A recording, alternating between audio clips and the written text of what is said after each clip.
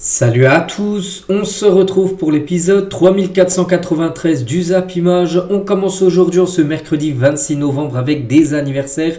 Et on commence tout d'abord avec le défenseur droit de West Ham, Aaron Wan-Bissaka. Il fête aujourd'hui ses 28 ans, on lui souhaite bien sûr un bon anniversaire. On peut voir également que Pau Victor, ancien attaquant du FC Barcelone, maintenant attaquant de l'équipe de Braga. Il fête aujourd'hui ses 24 ans, ou Danny Welbeck, avançant de l'équipe de Brighton, fête aujourd'hui ses 35 ans. Bon anniversaire à tous ces joueurs. On continue, on va parler maintenant de tout ce qui s'est passé lors de la soirée hier soir et on commence bien sûr avec la Ligue des Champions.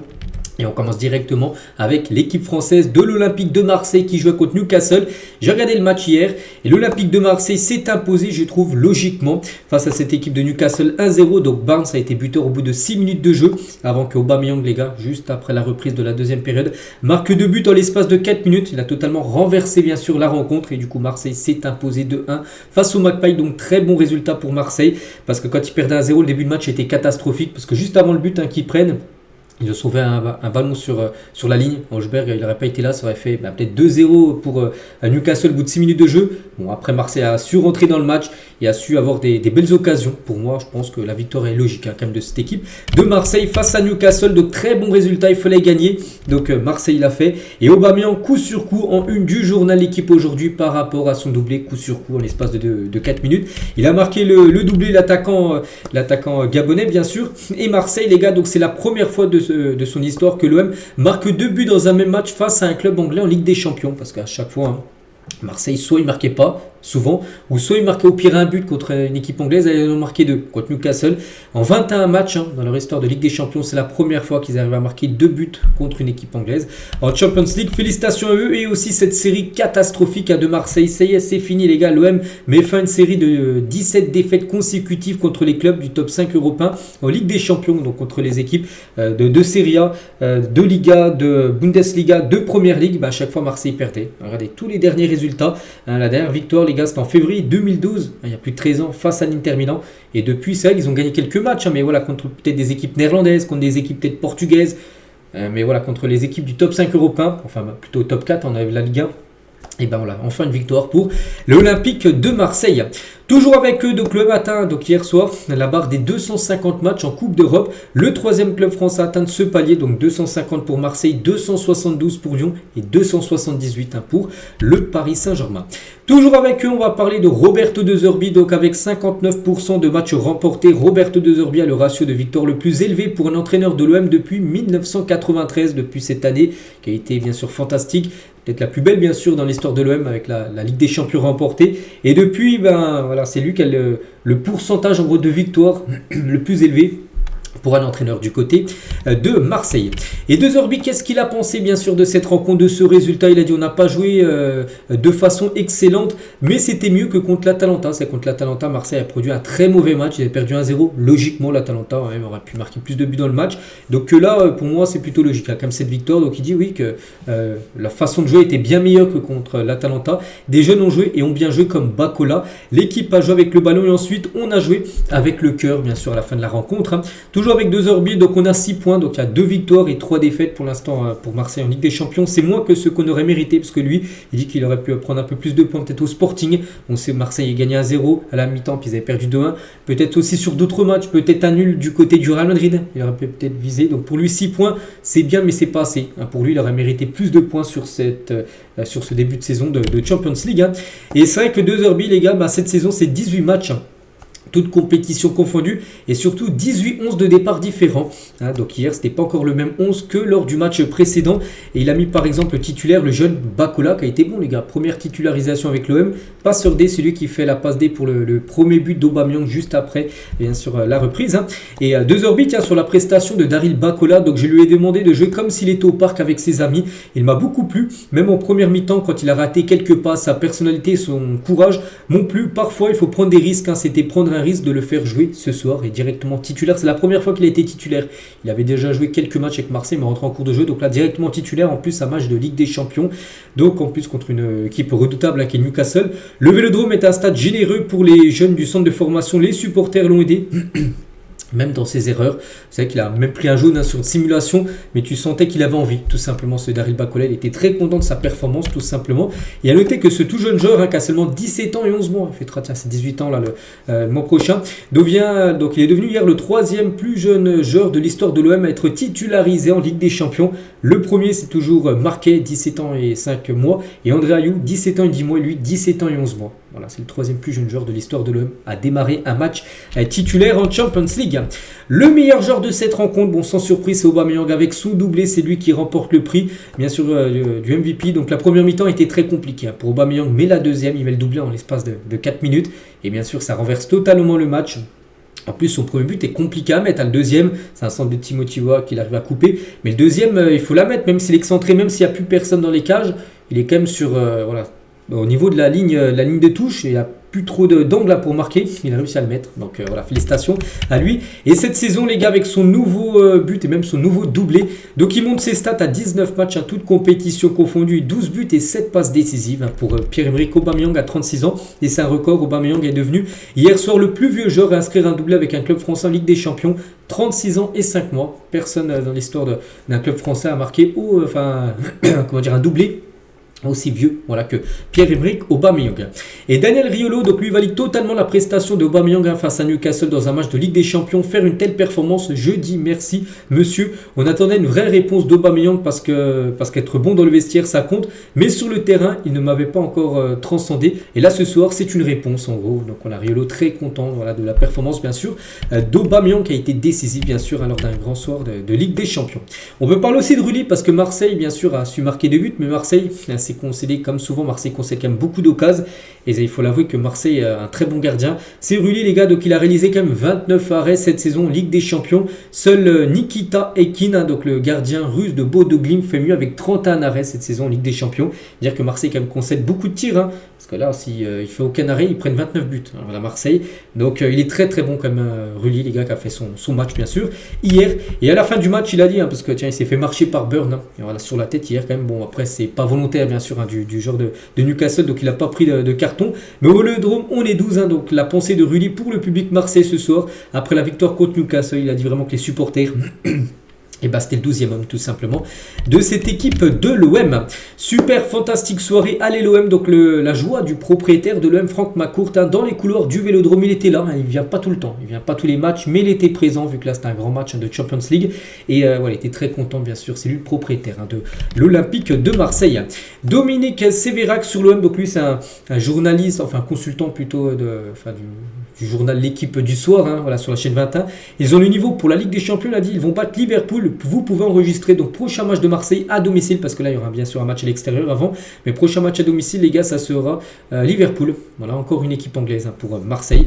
Il leur reste 3 matchs de toute façon, 2 à l'extérieur et 1 à domicile, donc contre les Reds de Liverpool. Donc voilà ce qu'il y a à dire sur cette belle victoire bien sûr de Marseille. Là ça leur fait du bien, et voilà, n'oubliez pas que j'avais dit hier, on a parlé qu'il leur fallait peut-être 5 à 6 points pour se qualifier peut-être pour les barrages. Il leur manquait 5 à 6 points, ils en ont pris 3, donc on va dire sur les 3 derniers matchs, une victoire suffirait quasiment pour accrocher certainement une place parmi les barragistes. Maintenant, il faut gagner. Là, l'un des 3 derniers matchs. On continue toujours avec cette équipe de l'OM et les jeunes. La Youth League, ils jouent un peu plus tôt, bien sûr, dans la journée hier. Se sont imposés 2-0 contre Newcastle. Donc, magnifique journée hier pour l'OM. Donc, après 3 défaites et un match nul, les Minots l'emportent enfin. Donc, ils remontent à la 24e place du classement de la compétition, cette équipe de Marseille. On continue, on refait le tour les gars maintenant sur les équipes seniors et sur les autres matchs. Il y avait un magnifique match, Chelsea contre le FC Barcelone. Et Chelsea s'est imposé 3-0 face au Barça. Donc les buteurs, tout d'abord Jules Koundé, malheureusement buteur contre son camp. Il a pas eu de chance. Bon voilà, ça fait but contre son camp. Et Steve Aoui, encore lui, c'est fou. Et Liam Delap, la 73e minute de jeu, a noté qu'Arojo a pris double jaune juste avant la mi-temps. Et du coup, carte rouge, ce qui a pénalisé totalement bien sûr le FC Barcelone. Et le Barça, les gars, a pris une sacrée claque. Quand même 3-0 en Ligue des Champions à Chelsea. Et notez que le Barça en Ligue des Champions, c'est très très moyen. Donc regardez les 2 derniers matchs, là c'était 2 déplacements, un à Bruges, un à Chelsea, ils prennent 1 point sur 6 avec un point pris à Bruges et une défaite contre Chelsea. Ils avaient perdu contre le PSG, ils sont seulement gagnés contre Newcastle et l'Olympiakos. Donc là je crois les 3 derniers matchs c'est plutôt abordable pour le Barça. Je crois qu'il y a Copenhague, il doit avoir le Slavia Prague et Francfort. Voilà, bon, c'est des équipes, oui, à la portée du Barça. Après, il faudra le montrer, bien sûr, sur le terrain. Mais voilà, c'est que pour l'instant, sur les 5 premiers matchs, c'est plutôt très moyen avec 2 victoires, 2 défaites et un match nul. Pour cette équipe du Barça, ça va être compliqué pour eux, les gars. Même s'ils gagnent leurs 3 derniers matchs, ce sera compliqué pour eux de finir dans le top 8. Il va falloir que, voilà, déjà, ils gagnent leurs 3 derniers matchs, ça c'est sûr. Et il va falloir que devant les équipes qui sont actuellement les mieux classées au classement, perdent des points. Sinon, le Barça devra passer certainement par les barrages pour aller plus loin en Ligue des Champions. N'oubliez pas que saison dernière, ils avaient fini deuxième derrière Liverpool. La défaite 3-0 du Barça face à Chelsea est la plus large subie par Hansi Flick en 37 matchs de Ligue des Champions. Voilà. Donc c'est également la première fois qu'une équipe de l'entraîneur allemand ne marque pas lors d'un match de Ligue des Champions, c'est vrai. Et là, on parle les matchs d'Hansi Flick en Ligue des Champions, mais voilà, au Barça, mais aussi avec le Bayern, les autres équipes qu'il a pu coacher dans le passé. C'est la première fois en gros qu'il prend une défaite aussi large, 3-0.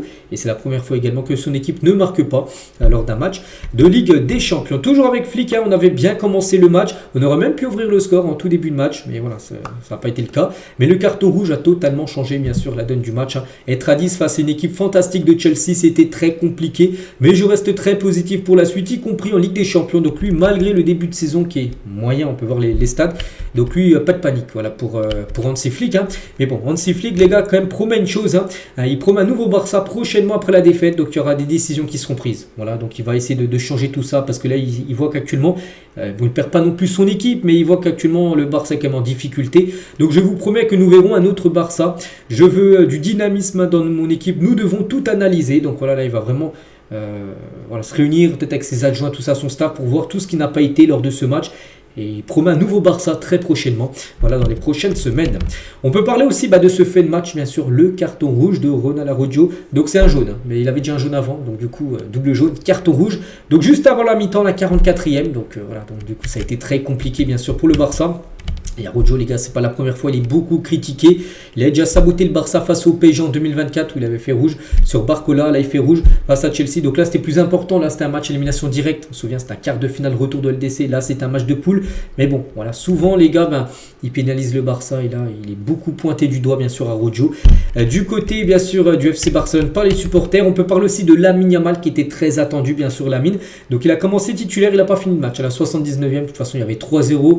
Son équipe en plus à 10 contre 11, voilà, Hansi Flick a préféré le faire sortir, donc Baldé est rentré à sa place, donc voilà, match compliqué pour Lamine Yamal. Et c'est vrai que les 4 dernières stories Instagram de Lamine Yamal avant un match contre Chelsea, le Real, le PSG, le Portugal, il met la pression, il n'a pas de pression, tout ça contre le Real. Souvenez-vous, il a mis une photo de lui devant les supporters du Real, c'était avant le Classico, après qu'ils ont perdu 2-1.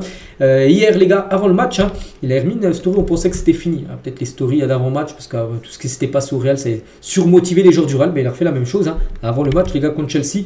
Je me sens de nouveau moi-même, c'est avant le match contre Chelsea, revigoré, ressourcé, rien ne m'empêchera d'être moi-même. Donc il a sorti sa traditionnelle story avant un très grand match.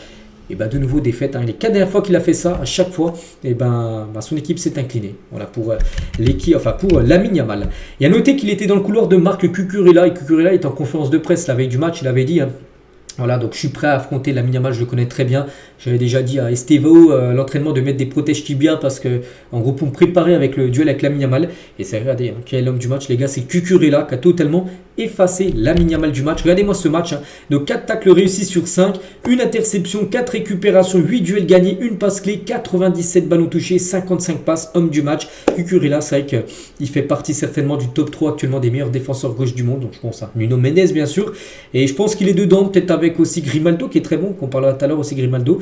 Donc voilà, Cucurella c'est du très très haut niveau. Robert Sanchez, le gardien de Chelsea, Cucurella a mis Lamine Yamal dans sa poche, voilà ce qu'il a pu dire. Et il a dit, le gardien bien sûr de Chelsea, je nous vois, nous, donc Chelsea, favori pour la Ligue des Champions, pas le Barça. Voilà ce qu'il a pu dire à la fin du match, en envoyant un pic bien sûr au Blaugrana.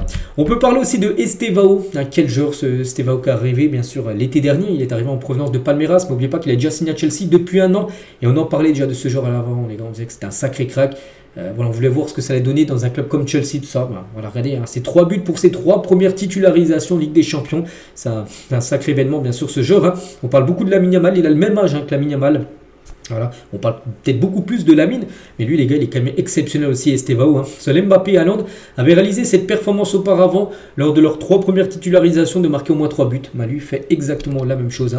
Ce jeune Brésilien qu'on verra à la Coupe du Monde bien sûr avec le Brésil et marqué contre le Barça, c'est le moment le plus spécial de ma carrière. Donc Estevao aux anges après sa masterclass contre le Barça hier soir.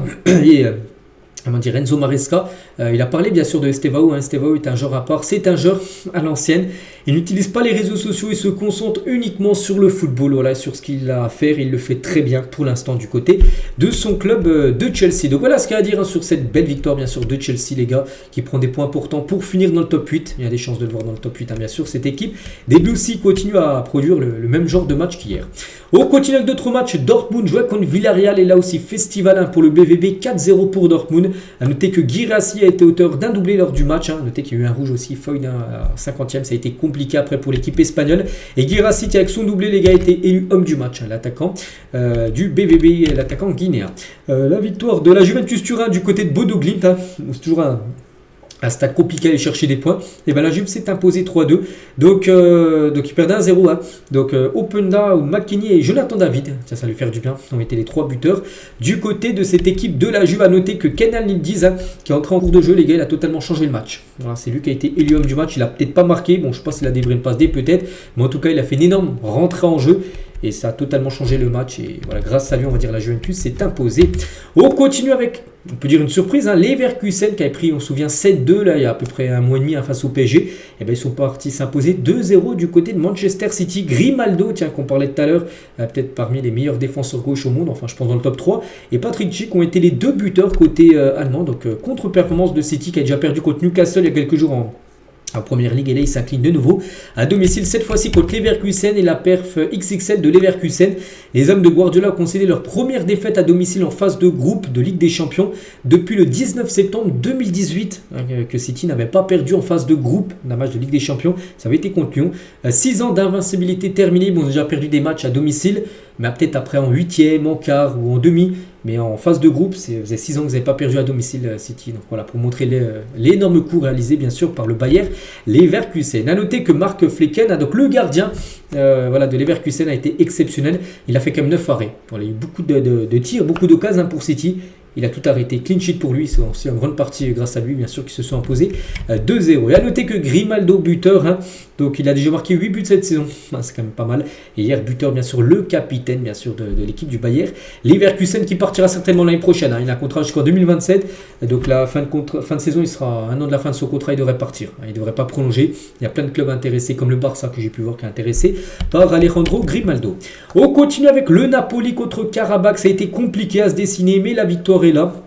Donc victoire 2-0, les 2 buts ont été inscrits en deuxième période. A noter que Scott McTominay a de nouveau marqué, lui qui n'arrête pas de marquer avec l'Écosse. Je me souviens il y a quelques jours, il a marqué un sublime retour acrobatique et hier encore buteur, en plus élu homme du match, McTominay. Quel joueur sous-côté. Alors lui c'est un sacré joueur sous-côté, personne n'en parle, mais je pense qu'il fait partie, oui on peut le dire, de top 5 des meilleurs milieux de terrain au monde. Oui j'ai dit top 5, je peux mettre du Pedri, je peux mettre du Vitinha, tout ça, Neves aussi. Et je pense qu'il doit être peut-être 4 ou 5e parmi les meilleurs milieux au monde, McTominay. On continue avec le Benfica face à l'Ajax Amsterdam. L'Ajax c'est une catastrophe cette saison, c'est 5 matchs de Ligue des Champions, c'est 5 défaites, c'est la seule équipe à avoir tout perdu ces matchs. Ils avaient pris, n'oubliez pas, un 4-0 face à Marseille. Et ils ont perdu hier 2-0 face au Benfica. Donc Dal et Barreiro ont été les 2 buteurs du match et Dal, le premier buteur de la rencontre, a été élu homme du match. Donc l'Ajax quasiment avec 0 points pris au bout de 5 matchs. Il faudrait qu'ils gagnent leurs 3 derniers matchs. Même en gagnant leurs 3 derniers matchs, je ne sais même pas s'ils aient su. Peut-être ils arrivent à se qualifier peut-être pour les barrages. Mais bon, avec 5 défaites d'affilée, ça semble très compliqué. La défaite du Galatasaray à domicile contre Union Saint-Gilloise qui réalise le gros coup en s'imposant 1-0 grâce à David, buteur à la 57e minute de jeu. Donc mauvais coup bien sûr pour le Galatasaray, qui avait battu comme Liverpool par exemple lors d'un match précédent. Et c'est quand il n'y a pas Osimhen, c'est pas le même, parce que Osimhen est blessé actuellement et Galatasaray n'y arrive pas en LDC sans le meilleur buteur de la compétition. Donc avec Osimhen, donc victoire 1-0 contre Liverpool, il avait été buteur. Contre Bodo Glimt, ils avaient gagné 3-1, il avait marqué le doublé. Et contre l'Ajax, ils avaient gagné 3-0, il a marqué le triplé. Donc, voilà, quand il est là, il marque. Et quand il n'est pas là, face à Francfort, il n'avait pas été là, je pense qu'il était blessé peut-être. Ils avaient perdu 5-1, il n'est pas là hier, ils ont perdu 1-0. Voilà, donc quand il n'est pas là, c'est pas du tout le même Galatasaray. Donc ça c'est dommage, parce que là, Union Saint-Gilloise aurait pu s'imposer, ça aurait fait 4 victoires. En 5 matchs, ils auraient quasiment... ils auraient été bien partis pour se qualifier, peut-être en plus dans le top 8. Et concernant l'homme du match, donc c'est pas David, c'est plutôt l'Algérien Adem Zorgan, que je connais pas, que j'apprends aujourd'hui, qui a été élu homme du match. Donc félicitations à lui. Et sinon le dernier match les gars, donc il n'y a pas eu de but, voilà. Donc on va aller très vite entre le Slavia Prague et l'Athletic Bilbao, 0-0. Voilà, entre ces deux équipes. Du coup, tous les résultats, c'est qu'il y a eu pas mal de surprises, pas mal de victoires comme à l'extérieur. Leverkusen, le Benfica, Union Saint-Gilloise, on peut voir aussi la Juve qui est partie s'imposer à l'extérieur. Donc voilà, concernant bien sûr cette soirée de Ligue des Champions, il y a eu beaucoup d'équipes n'ont pas réussi à marquer. On peut voir la Barça n'a pas marqué, City, l'Ajax, le Galatasaray, Villarreal, Karabakh, Slavia Prague, Bilbao. Voilà, ça fait beaucoup d'équipes quand même qui n'ont pas réussi à trouver le chemin des filets hier. Donc les gardiens ont été plutôt bons lors de cette soirée. Hier soir, on continue bien sûr maintenant avec le programme du jour en Ligue des Champions parce que ça reprend ce soir bien sûr. Donc tout d'abord 2 matchs à 18h45. L'équipe de Copenhague contre l'équipe, alors c'est qui? C'est d'être Kirat Almaty je pense, c'est leur écusson. Voilà. Et pas faux, équipe chypriote de David Luiz reçoit l'AS Monaco. Et tiens, en parlant de l'AS Monaco, les gars, Paul Pogba figure bien dans le groupe. Il avait joué 10 minutes contre Rennes. Il est de nouveau dans le groupe. On espère que... Bon, je pense pas qu'il sera directement titulaire, mais on espère qu'il joue un peu plus que 10 minutes, parce qu'il a montré de belles choses face à Rennes. J'espère qu'il jouera au moins 30 minutes lors de ce match ce soir, parce qu'il le mérite.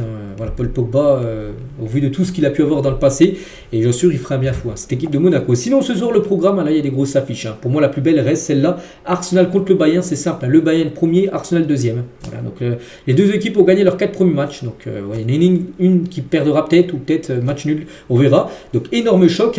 Donc, sinon, par exemple, bien sûr, le PSG contre Tottenham, on va parler juste après. Liverpool, qui est dans la crise totale, reçoit le PSV, il va falloir s'imposer, aussi une grosse affiche. L'Atlético Madrid contre l'Inter Milan, là aussi, c'est une belle affiche, et le Real se déplace à l'Olympiakos.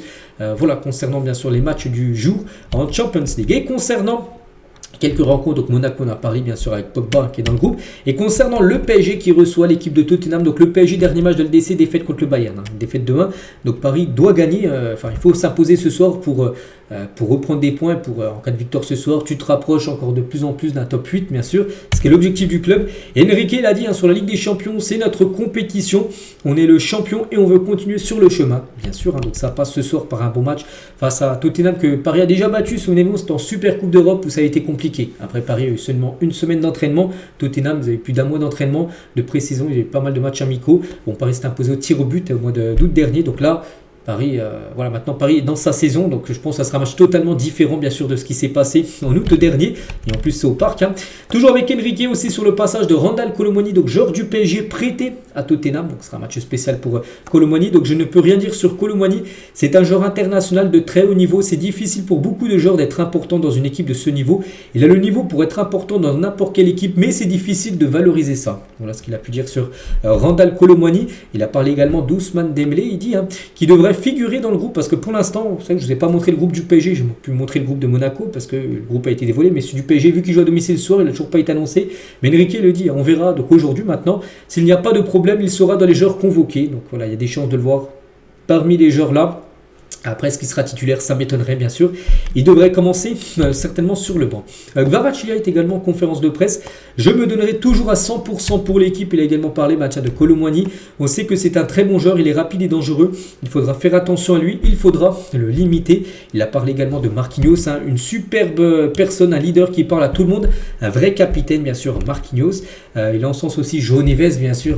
Le crack au milieu de terrain. João Neves, c'est l'un des meilleurs joueurs de l'équipe. Oui, en plus, dans ce début de saison, oui, c'est peut-être lui le meilleur parisien depuis le début de saison, João Neves. C'est quand même déjà le meilleur buteur. Et oui, c'est peut-être le meilleur joueur. Oui, Vitinha aussi qui est exceptionnel, mais je partirai sur Neves. Voilà, sur les 3 premiers mois, je pense que c'est le meilleur parisien. Et Kvaratskhelia, très élogieux aussi envers son coéquipier Hakimi. C'est compliqué de remplacer Achraf. C'était l'un des meilleurs joueurs de la saison dernière. Il mérite d'être ballon d'or africain qu'il a pu remporter, c'était mercredi dernier.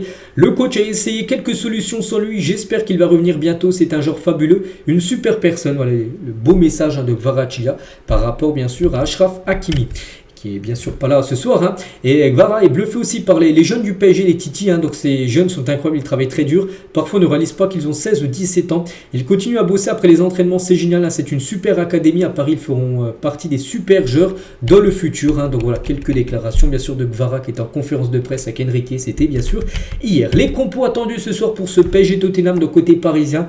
Donc Chevalier bien sûr au but. Donc Nuno Mendes, Pacho, Marquinhos, Zaire Emery. Donc la défense type, il manque juste bien sûr Hakimi. Du coup ce sera Zaire qui devrait le remplacer au poste de latéral droit. Donc Ruiz, Neves, Vitinha au milieu de terrain, donc le milieu type du PSG. Maintenant on sait que c'est ce milieu-là, le milieu type, donc les trois seront là. Et en attaque, Barcola pourrait commencer à gauche, Kanguini à droite, et c'est mérité parce que Kanguini il est très bon là sur les derniers matchs, et Kvaratskhelia en numéro 9. Voilà, donc ça pourrait être ça. Donc bien sûr, Maïlu pourrait potentiellement commencer sur le banc. Dembélé aussi, comme je dis, Dembélé qui devrait être là, mais commencer sur le banc. Donc voilà, le 11 normalement attendu. Côté parisien, côté Tottenham, Kolo Muani pourrait commencer titulaire, Kudus ou même, je sais pas qui on pourrait prendre qui, Bentancur par exemple, pourrait être aussi dans le 11 de départ côté Spurs. Et à noter que le PSG, c'est officiel, jouera avec ce maillot. Ils ont dévoilé hier leur nouveau 4e maillot pour cette saison, ce maillot de couleur gris, on a l'impression que c'est du noir, c'est plutôt du gris foncé avec une ligne rouge. Donc ce maillot sera porté ce soir pour la première fois de la saison, ce 4e maillot parisien. On continue cette fois-ci avec le Real Madrid ce soir qui se déplace à l'Olympiakos. À noter le groupe retenu par Xabi Alonso. Donc tout d'abord, tiens, on peut voir les gardiens Lunin, Fran González et Ravi Navarro. Donc Courtois, non, Courtois n'est pas là les gars, il a une gastro-entérite, il est malade, donc du coup il est forfait. Donc premier match certainement de Lunin ce soir en tant que titulaire, oui, on pense que ça sera lui dans le 11 de départ. À noter les défenseurs, regardez, c'est très réduit les défenseurs, Trent, Asensio, Carreras, Fran Garcia, Mendy. Donc n'oubliez pas que Garcia, Mendy c'est des défenseurs gauche, Trent et Carreras, les trois derniers là sont des défenseurs gauche, Trent c'est un défenseur droit et Asensio c'est un défenseur central. En gros il n'y a qu'un défenseur central de métier ce soir du côté du Real. Donc voilà, il va devoir encore innover. On pense que Tchouaméni a peut-être des chances. Il a souvent fait dépanner en défense centrale. Et ben il pourrait le faire ce soir, bien sûr. Parce que tu n'as que Asensio. Tous les autres joueurs sont forfaits pour cette rencontre. Toujours avec le Real Madrid, donc le Real soutient son entraîneur Xabi Alonso parce qu'on sait qu'actuellement la situation est tendue du côté du Real. Le club maintient sa confiance totale en Xabi Alonso et affirme qu'il est le leader du projet du côté du Real. Et Xabi Alonso, qui est en conférence de presse hier, il a dit des rumeurs disent que je peux être viré. Je ne pense pas ce qui se passe à l'entraînement et sur le terrain, c'est tout. Tout le reste, je m'en fiche. Mon message n'atteint pas les joueurs. Non, pas du tout. Je pense que les joueurs comprennent bien les consignes. Que Vini dise, on dirait qu'on ne veut pas gagner et que Mbappé disent on doit presser plus haut, c'est un comportement normal sur le terrain, ces choses-là arrivent. Voilà en gros ce qu'il peut dire. Xabi Alonso, il dit que voilà, pour l'instant, lui, il calme un petit peu le jeu, malgré qu'il y a beaucoup de rumeurs en gros qui disent que la situation n'est pas bonne entre lui et certains joueurs, dont certainement Vini les gars, où la relation est très compliquée bien sûr entre les deux. Et en parlant d'Mbappé les gars, qui devrait être titulaire bien sûr ce soir, il est dans les joueurs convoqués. Et en tout cas Mbappé les gars aurait insulté l'arbitre après le match face à Elche, donc dimanche dernier. L'attaquant français visiblement frustré par l'arbitrage et le match de son équipe aurait lâché à 3 reprises. Bon, on peut voir l'insulte là, les deux mots à l'arbitre de la rencontre selon les images de DAZN. Des paroles qui peuvent lui coûter cher car le capitaine des Bleus pourrait être sanctionné. Donc il pourrait être appelé et il pourrait être sanctionné parce que voilà, il dit ça l'arbitre. S'il fait un rapport à l'arbitre, il pourrait prendre 1, 2, 3 matchs de suspension avec Kylian Mbappé. Mais là, c'est par rapport à la Liga. Ça n'a rien à voir, bien sûr, avec ce soir, la Champions League. On continue cette fois-ci avec Diego Simeone, donc le coach de l'Atlético, avant de recevoir ce soir l'Inter. N'oubliez pas que lui, il est coach maintenant, mais avant, il était joueur. Il avait joué du côté de l'Inter, équipe qui va affronter ce soir. Donc, il envisage d'entraîner l'Inter. Cela ne dépend pas que de moi. Mais dans ma carrière d'entraîneur, je peux m'imaginer entraîner l'Inter Milan un jour. Voilà. Je pense que cela arrivera un jour. Donc il ouvre totalement la porte bien sûr à l'Inter. Voilà, parce qu'il va affronter l'Inter ce soir. Il dit que oui, dans le futur, il aimerait entraîner l'Inter Milan. Mais pas que ça fait, je crois, plus de 12 ou 13 ans quand même qu'il est entraîneur de l'Atlético. Donc il y a bien un moment ou l'autre, il va partir. Et voilà, l'Inter pour lui serait une magnifique équipe à entraîner. On continue avec un autre entraîneur, c'est Ancelotti, donc l'entraîneur de Liverpool. On sait que Liverpool c'est compliqué, donc ce soir il joue contre le PSV, donc c'est de nouveau on le file, ils ont pris 3-0 il y a quelques jours contre Nottingham. Donc la réponse de Ancelotti au mauvais résultat de Liverpool, donc il a dit la confiance n'est pas le problème, nous devons nous aider nous-mêmes à mieux nous défendre. Sur le terrain nous ne faisons pas grand-chose de différent par rapport à la saison dernière, mais les buts encaissés si. Il dit qu'en gros son équipe joue pareil que la saison dernière, mais son équipe prend beaucoup trop de buts et ça change bien sûr. Et le résultat des matchs, bien sûr. Et plus les choses se compliquent, plus nous nous sommes unis pour réaliser les exploits que Liverpool a l'habitude de réaliser. C'est vrai, actuellement, Liverpool est dans une situation très délicate. Et ce soir, c'est quand même victoire obligatoire. Je ne vous cache pas, les gars, que ce soir, c'est une défaite contre le PSV. ça sentirait très mauvais quand même pour Ancelotti, les gars, de continuer d'être sur le banc des Reds. Et toujours du côté de Liverpool, donc Jamie Carragher, ancien joueur bien sûr de Liverpool, maintenant les consultants sur Sky Sport, il a dit par rapport à Salah, je n'entends jamais Mohamed Salah parler, sauf quand il est élu homme du match ou qu'il a besoin d'un nouveau contrat. Voilà, que quand ça se passe bien pour lui, homme du match, donc voilà, là il va faire quelques déclarations, mais quand ça se passe mal, parce qu'actuellement ça se passe mal, lui c'est comme un leader bien sûr de l'équipe de Liverpool, avec Van Dijk, tout ça, et lui tu l'entends très rarement en interview, en zone mixte, pour parler actuellement de la situation tout simplement de Liverpool. Donc voilà tout ce qu'il y a à dire sur les matchs d'hier, sur les matchs de ce soir, bien sûr en Champions League. On continue juste avec 2-3 autres infos avant de finir. Tout d'abord, tiens, une info du côté du Brésil, Chapecoense, les gars, de retour en première division brésilienne, et ça fait plaisir, donc cette équipe a terminé à la 3e place de la 2e division, donc la série B, avec 62 points, retrouve du coup la première division après 4 ans passés en 2e division. Et notez que cette équipe, les gars, on se souvient ce qui s'était passé il y a 9 ans, avec le crash bien sûr d'un avion qui avait coûté la vie à 71 membres du club. L'équipe avait été totalement décimée, il y avait seulement 3 joueurs, ces 3-là, qui avaient survécu au crash. Ensuite, c'était descendu bien sûr en 2e division et là ils arrivent à retrouver la première division brésilienne. Donc on est très content bien sûr pour cette équipe. Toujours au Brésil, des nouvelles de Neymar, les gars. Et Neymar, voilà c'est ça. Donc terrible, Neymar ne va plus jouer en 2025, ça y est les gars, il ne jouera plus pour le mois de décembre. Blessé au ménisque du genou gauche, elle devrait manquer le reste de la saison avec Santos, parce que le reste de la saison c'est là. N'oubliez pas que là décembre c'est la fin de saison. C'est pas comme nous en Europe où ça va jusqu'au mois de mai, donc ça se finisse là et ça reprend au mois de février. Donc Neymar ne rejouera plus. Donc 45e blessure comme depuis la saison 2013 pour Neymar qui s'est blessé. Il a loupé le dernier match là. Et voilà, donc c'est terrible pour lui bien sûr s'il continue comme ça, les gars, il va certainement louper la Coupe du Monde. Et toujours tiens avec Neymar, donc Bilal Brahimi donc a signé avec Santos pour réaliser son rêve de jouer avec Neymar. Ça vire au cauchemar bien sûr pour le joueur algérien. Donc il était parti à Santos, que voulait jouer avec Neymar. Le problème les gars, c'est que l'ancien joueur de Nice a disparu des radars depuis son arrivée au Brésil cet été. Brahimi n'a joué qu'une vingtaine de minutes avant de glisser vers le banc et de disparaître complètement maintenant des feuilles de match. Il n'est même plus dans le groupe désormais et son club est relégable. Donc voilà la situation actuellement de Bilal Brahimi. On continue cette fois-ci avec la Coupe du Monde, les chapeaux du Mondial 2026. N'oubliez pas que le tirage au sort aura lieu le 5 décembre prochain, là, on aura à peu près 2 semaines. Et voici tous les chapeaux, chapeau 1, chapeau 2, chapeau 3 et chapeau 4, où il reste encore 6 places à prendre. Donc 4 équipes européennes et 2 équipes intercontinentales, on verra. Donc voilà, chaque chapeau. Et à noter les gars, que l'équipe de France bénéficie d'un statut l'empêchant de défier l'Espagne, l'Argentine ou même l'Angleterre avant les demi-finales. Si chacune de ces équipes termine en tête de son groupe, ils seront dans chacune partie d'un tableau, on peut voir le tableau. Donc en gros, voilà, si la France finit première, et pareil pour l'Espagne, l'Argentine et l'Angleterre, ils ne pourront pas s'affronter par exemple en 8e ni en quart, ça sera seulement en demi-finale. Voilà, de cette compétition, c'est fini, ça, comme j'ai dit, première à chaque fois de leur groupe, mais à chaque fois il y a des surprises bien évidemment. Donc voilà tous les chapeaux, donc il y aura tout 48 équipes, donc 12 équipes du chapeau 1, 12 équipes du chapeau 2, donc c'est simple, il y aura 12 groupes de 4 équipes et je crois que ce sera les 3 premiers qui seront qualifiés, parce que là il y aura des 16e de finale, voilà pour cette nouvelle Coupe du Monde. Et on finit aujourd'hui avec Cristiano Ronaldo, où le Portugal est bien sûr dans le chapeau 1, et c'est officiel les gars, Ronaldo pourra disputer la Coupe du Monde dès le premier match, parce qu'il est pris rouge, on se souvient, face à l'Irlande, et du coup le Portugal a été suspendu un match, voilà, après son exclusion contre l'Irlande. Donc du coup il a déjà purgé son match, c'était face à l'Arménie où le Portugal s'est imposé 9-1 pour valider son ticket, donc ça y est, il peut rejouer le prochain match officiel du Portugal. Ce qui veut dire, prochain match officiel du Portugal, c'est la première rencontre en gros de la Coupe du Monde, parce qu'ils vont encore jouer 2 matchs amicaux bien sûr au mois de mars, ce sera des matchs amicaux comme j'ai dit. Donc voilà, il sera bien là pour le début de la Coupe du Monde, Cristiano Ronaldo. Donc voilà les gars ce qu'il y a à dire aujourd'hui, j'espère que ça vous a plu. On se retrouve nous demain pour le prochain numéro, je vous souhaite une très bonne journée et à demain.